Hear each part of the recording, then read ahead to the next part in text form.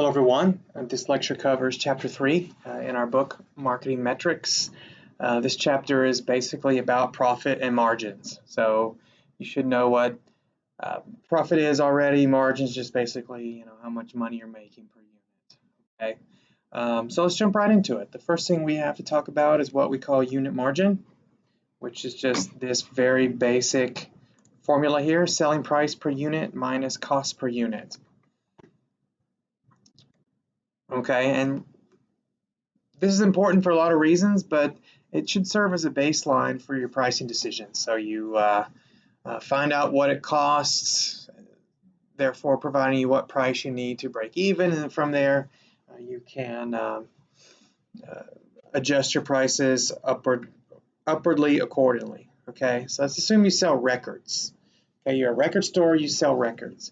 You sell them for $15, you purchase them from your supplier for $8, your unit margin, quite simply, is 15 minus 8, or $7 per unit. Okay, margin percentage we use a lot. This is margin expressed in percent terms. So just unit margin that we just calculated divided by selling price per unit. Okay, it's useful to compare this versus competitors or maybe other products that you sell that are priced differently. Okay, so again, continuing our example from above, our price is $15, a unit margin we just calculated is $7. Our margin is just a little bit under 47%. Is that good or not?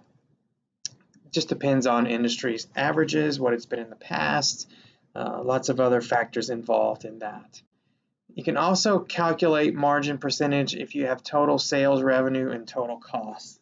Okay, so if you want to look at your company as a whole, for example, and not just focus on one particular product line, you can do this. Okay, last month you had revenues of $34,605, your total costs were $21,03. Your margin percentage then is 41.91%. Okay, so the product line we just calculated a margin of 47%. Is higher than your overall company margin. It just tells you it's a more profitable product than the average product that you sell. Okay. Another example here, if you want to consider multiple product lines here, let's say you sell records and DVDs. If you have revenues and costs for each of those lines, then you can do a combined margin percentage as well. Okay, so these were your revenues and your costs. What was your company margin? Okay, so just basically add up your revenues, add up your costs, and then plug them into that formula. And that gives you 39.49%, so just a little bit under 40%. So again, it's useful for determining your margin percentage across product lines or company-wide, however you want to kind of frame it. Okay, know that margin and markup are not the same. We talk about margin a lot, but you also may hear markup as well. So markup, the fundamental difference is the denominator. Instead of using the selling price, you're using the cost of goods sold or the cost per unit. Okay, so just make sure that you keep that in mind. And this little table comes from the book to show you the relationship between the two. So you at the price $10, your margin and your markup are going to be different depending on what your cost is. So if you pay $7.50. your margin then becomes 25%. It's the 10 minus the cost divided by the cost. Divided by the selling price. Whereas markup,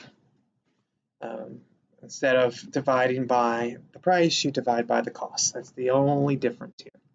Okay, so just make sure that you can keep those two concepts fundamentally separated in your head because they are different. Okay, Unit margin, we can also think of unit margin in terms of additional costs that we have to subtract out from our price. A rebate, for example. You give some sort of rebate, whatever it might be, say it's $2. You've got your $15 price, your $8 cost per unit, you provide rebate at $2 per unit, your unit margin is $5 instead of the original $7 that we calculated earlier. Okay, all right, so kind of switching gears here, we need to talk about distribution margins. So you've got customer margins, you've got supplier margins. Basically, when a supplier sells a product to a retailer, the retailer and the supplier basically kind of split the price or split the profit, basically. Okay, so you buy records from a supplier and sell them to the public for $15. Your margin, we already know, is $7. What is the supplier selling price? We're just going to plug that information into this formula. Our price is 15, our unit margin is 7, our supplier selling price is 15 minus 7, or $8. Okay? So basically the price of the product is 15, you keep 7, and the supplier keeps 8, something like that. Okay?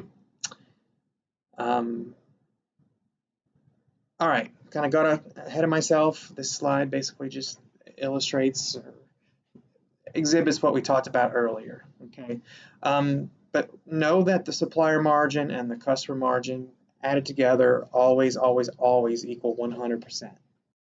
Okay, another way to calculate supplier selling price is using this formula. Okay, so our customer selling price is, assume it's $15. We've already been talking about that. We know our customer margin is 25%. In this context, the customer is the retailer. That's us. Okay. Based on this, our supplier selling price is $11.25 after plugging into this particular formula. Okay, you can also rearrange the formula. I'm sorry. Actually, first, your customer unit margin, or your in dollars here instead of percentages, is going to be just the 15 customer selling price minus the price the supplier takes, which is $11.25, leaves you with $3.75. Okay. Customer selling price, so we've taken the previous formula and we've just done a little bit of algebra here to solve for customer selling price. Okay, assume you're a record distributor, you're making $9 per record and your customer takes 30%. Okay, what is the selling price? Okay, so you as a supplier, you're selling them for $9. You know your customer takes 30%.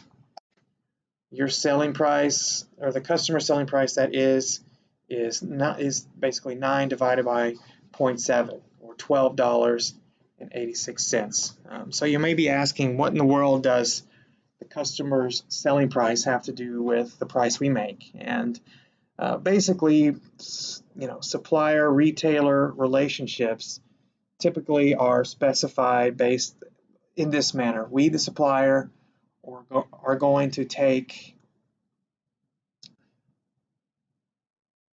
a certain percentage of the selling price, and you, the customer or the retailer, are going to take a certain percentage. So in this situation, they agreed upon the customer or the retailer keeping 30% and the supplier keeping 70%. So again, plug everything in, you get a price of $12.86 at 30% margin, provides the seller with $9 per unit.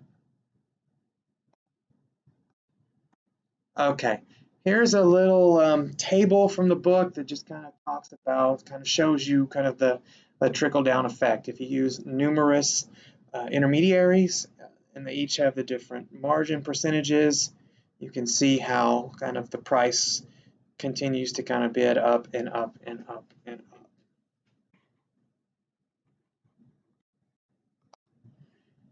up. Okay, then we have average margin. Okay, so we talked about unit margin percentage, but that doesn't take into account using multiple distribution channels. Okay, so if you use multiple channels or you use multiple suppliers, you could have different margins, and so you need to kind of weight those in order to determine your average margin. Let's assume you've got channels A, B, and C. Channel A, margin of 50%, channel B is a margin of 35%, and channel C, there's a margin of 40%. Question is, what is your average margin? So just follow the formula at the top. It looks long and scary, but it's really not. Okay, you're just going to take the number of units sold across all three channels added up, and then you're going to determine what percentage of units sold came from each of the three channels, and then just basically do proportions. So, for example, channel A, you had 439 units sold out of the total 777.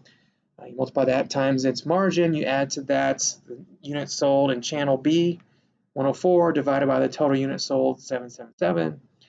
Multiply that times its margin, and then do the same for channel C. Add all those up, and you'll get the average margin of 45%. Okay. And it says in the formula that it's a percentage of dollar sales, but you can also do it in units sold. So my example is in units sold. Okay, contribution per unit. This is just basically how much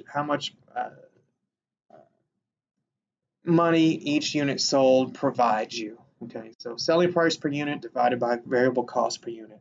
Looks very similar to the margin dollar formula that we started out with. Okay,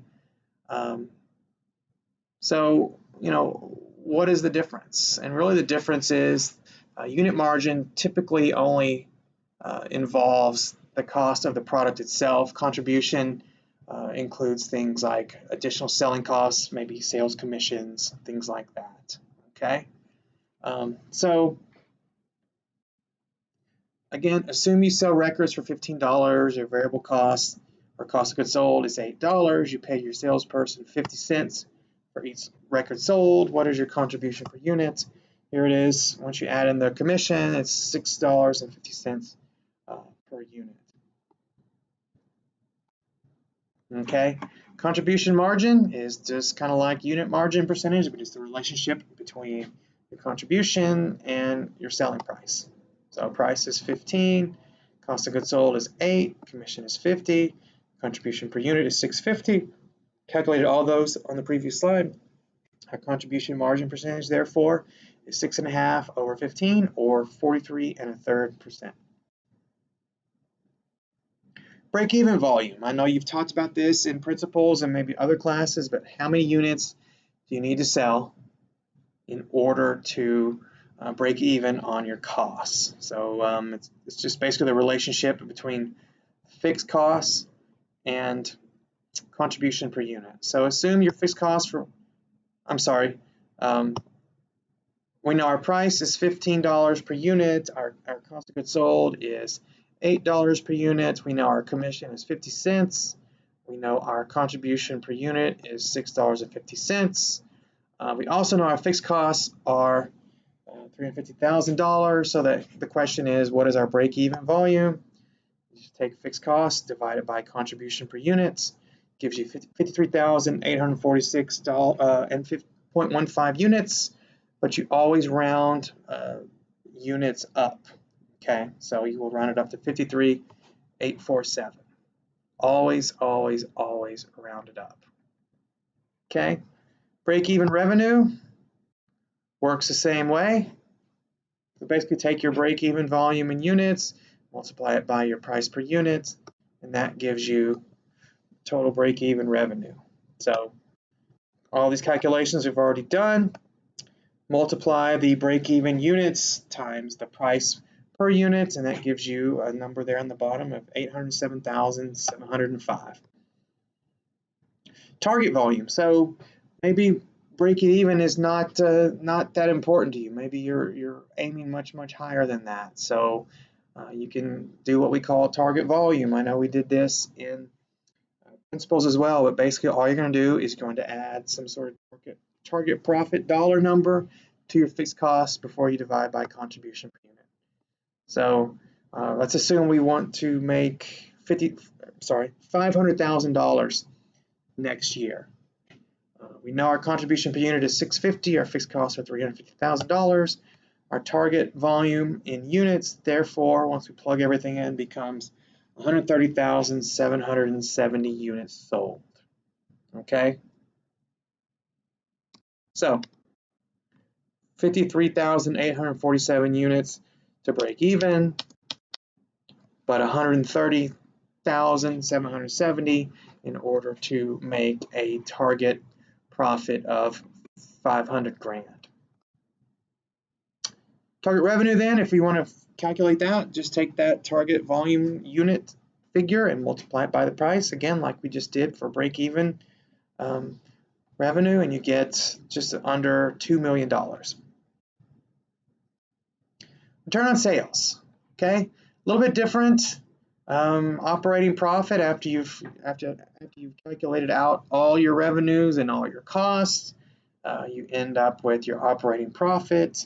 You can divide that by your total revenue to get what we call return on sales. So profit of $237,404, sales of $925,000.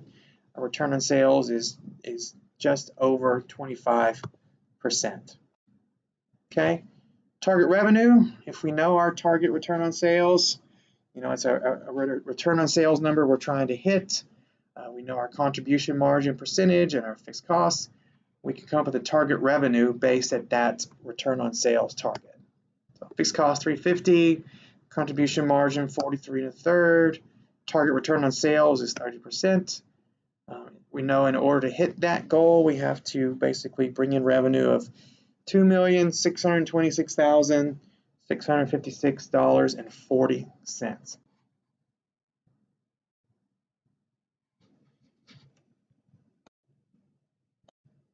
All right, then we have what we call weighted contribution per unit, okay? So basically, if you sell more than one product or more than one product line, you know, that have different prices, different costs of goods sold, it's useful to determine kind of what your overall contribution per unit is, okay? And because they have different prices and because they have different costs, it's not a straightforward, you know, contribution per unit calculation. You have to weight it, okay? So two ways to calculate it. The first way looks like this. You take the price of, in this example, the price of A, multiply it times the number of units of A you sold. You add to that the same calculation for B, divided by total units sold, and that gives you your average price. And then you take the cost of goods sold for each and multiply each by its number of units sold, add those together, also divide by total units sold, and then that gives you average cost of goods sold, and you subtract one from the other, and you get weighted contribution per unit. However, there's an easier way. Oops, I have to go forward, not backward. Okay, so given that formula, this is how you calculate everything. Okay, you get a weighted contribution per unit of $91.43. However, there's an easier way. This formula works a lot quicker, okay? Instead of calculating average price and average cost of goods sold, you're basically going to follow this formula, okay? So calculate the contribution per unit for each and multiply it by the proportion of total sales that were each brand's product, okay? So we have, going through this, we had, if you add up 549 and 203, that gives you total units sold of 752. Okay, that's total sales. And then just plug everything into the formula, okay? Our contribution per unit for A is going to be the retail price of $189 divided by $100, that's reflected here. Multiply that times total sales of A divided by total sales of A and B together. And to that, you add the contribution per unit of B, which would be 245 minus 147. Multiply that by the ratio 203, number of units of B sold divided by the total units sold of both A and B combined. Again, that's 752. Run through all that math, you get that same weighted contribution per unit of $91.43, just done much quicker. Okay, that's it for chapter 3. Went through it pretty quickly. Feel free to stop and study the slides in more detail. If you have questions, don't hesitate to let me know. Thanks.